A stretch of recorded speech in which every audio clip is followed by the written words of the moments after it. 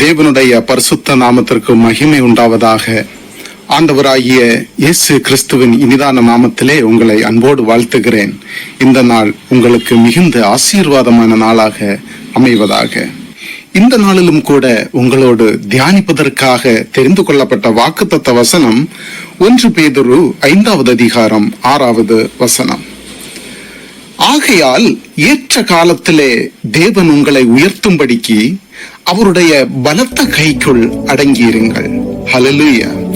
கிறிஸ்துவுக்குள் பிரியமானவர்களே, இந்த வசனத்திலே சொல்லப்பட்டிருக்கின்ற கர்த்தருடைய வார்த்தை, ஏற்ற காலத்திலே தேவன் உங்களை உயர்த்தும்படிக்கு அவருடைய பலத்த கைக்குள் அடங்கியிருங்கள். அப்படி என்றால் நம்முடைய உயர்வுக்கு ஒரு காலம் இருக்கிறது என்பதை நாம் மறந்து போகக்கூடாது. நம்முடைய வாழ்க்கையிலே ஆண்டவர் இன்னும் ஏன் என்னை உயர்த்தவில்லை, ஏன் என்னுடைய வாழ்க்கையிலே ஆண்டவர் ஆசீர்வாதத்தை கொடுக்கவில்லை, என்னுடைய வாழ்க்கையிலே தாமதிப்பதற்கு காரணம் என்ன என்று சொல்லி அநேக நேரங்களில் நாம் முறுமுறுப்பதை நாம் பார்த்திருக்கிறோம். அன்பானவர்களே, கர்த்தர் நம்மை உயர்த்துவதற்கு ஒரு ஏற்ற காலத்தை வைத்திருக்கிறார் என்பதை நாம் மறந்து போக வேண்டாம். இன்னும் சொல்ல போனால், ஆண்டவராகிய இயேசு கிறிஸ்து இந்த வார்த்தையில் எழுதியிருக்கிறபடி அவருடைய பலத்த கைக்குள் நாம் அடங்கி இருக்கிற ஒரு கட்டாயம் நமக்கு இருக்கும் என்பதை மறந்து போக வேண்டாம். அவர் உயர்த்துகிற நாள் வரையிலுமாய், அவர் உயர்த்தி நம்மை ஆசீர்வதிக்கிற நாள் வரைக்கும் அவருடைய பலத்த கைக்குள் நாம் அடங்கியிருப்பது மிக அவசியமாக காணப்படுகிறது. அதற்கு பிறகும் கண்டிப்பாக அவருடைய பலத்த கைக்குள் இருந்துதான் ஆக வேண்டும். ஏனென்றால் உயர்வு என்பது ஒரே நிலையில் அல்ல. நம்மை ஒவ்வொரு நாளும் உயர்த்தி கொண்டே இருக்கிற தேவன் அவர். நம்முடைய முடிவு வரையிலும் நமக்கு உயர்வு உண்டு. தாவீதை எப்படி ஆண்டவர் உயர்த்தி ஆசீர்வதித்தாரோ அதே போல நம்முடைய வாழ்க்கையிலும் உயர்வு இருக்கிறது.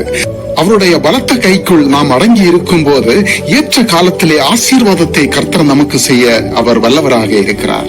இன்றைக்கும் கூட நம்முடைய காலங்கள் ஏற்ற காலமா இல்லையா என்ற கேள்விக்குறியோடு நாம் இருப்போமே, ஆனால் நிச்சயமாகவே இந்த நாளுக்குண்டான ஏற்ற காலத்தின் ஆசீர்வாதத்தை நமக்கு கொடுக்க அவர் வல்லவராக இருக்கிறார். ஆண்டவரே, இன்றைக்கு உண்டான ஆசீர்வாதங்களை எங்களுக்கு கொடுங்கப்பா என்று சொல்லி நாம் ஜெபிக்கும் பொழுது நிச்சயமாகவே நமக்கு ஆசீர்வாதத்தையும் உயர்வையும் கொடுக்க அவர் வல்லவராக இருக்கிறார். ஒரு நிமிடம் கண்களை மூடி ஆண்டவரோடு ஜெபிப்போமா. எங்கள் அன்பின் பரிசுத்த பிதாவே, இதோ இந்த நாளின் காலை நேரத்திற்காக உமக்கு கொடாகொடி ஸ்தோத்திரம் அப்பா. ஸ்தோத்திரம் ஆண்டவரே. ஆண்டவரே, இந்த நாளிலும் கூட உம்முடைய வசனத்தை தியானிக்கும்படியாக செய்த மேலான கிருபைக்காக நன்றி தகப்பனே. இந்த வார்த்தையை கேட்டு கொண்டிருக்கின்ற உம்முடைய குடும்பங்களை ஆசீர்வதியும் அப்பா.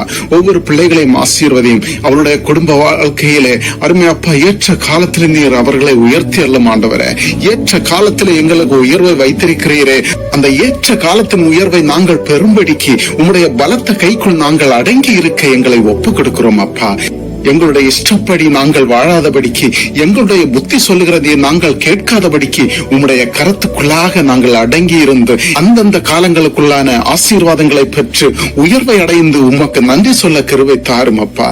ஒவ்வொரு குடும்பத்தினரையும் ஆசீர்வாதத்தை பெற்றுக்கொள்ள ஒப்பு கொடுத்து ஜெபிக்கிறேன் சுவாமி. ஆண்டவரே, வியாதியாக இருக்கின்ற உம்முடைய பிள்ளைகளை ஆசீர்வதிங்க. உம்முடைய வல்லமையான கரம், உம்முடைய பரிசுத்தமான கரம், அற்புதம் செய்கின்ற கரம் அந்த பிள்ளைகள் மீது இறங்குவதாக நீர் பலப்படுத்துங்க. எந்த நோயா இருந்தாலும் சரி, மருத்துவர்களால் கைவிடப்பட்ட நிலைமையிலும் இருந்தாலும் சரி, அருமை அப்பன் நீர்தாமே அற்புதத்தினாலே அபிஷேகத்தினாலே நீர் ஆசீர்வதித்து உயர்த்தியறலும் ஆண்டவரே. நல்ல சுகத்தை கொடுத்து நல்ல பலத்தை கொடுத்து அவர்களை நீர்தாமே ஆசீர்வதிங்க ஆண்டவரே. பெரிய காரியங்களை செய்ய போறதற்காக நன்றி தகப்பனே. அற்புதங்களை செய்ய போறதற்காக நன்றி அப்பா. உம்மிடத்தில் ஒப்பு கொடுத்து ஜெபிக்கிறேன் சுவாமி. தாழ்த்துகிறோம். குறை குற்றம் யாவற்றையும் மன்னியும். இயேசு கிறிஸ்து மூலம் ஜெபிக்கிறேன் ஜீவனுள்ள நல்ல தகப்பனே. ஆமேன், ஆமேன், ஆமேன்.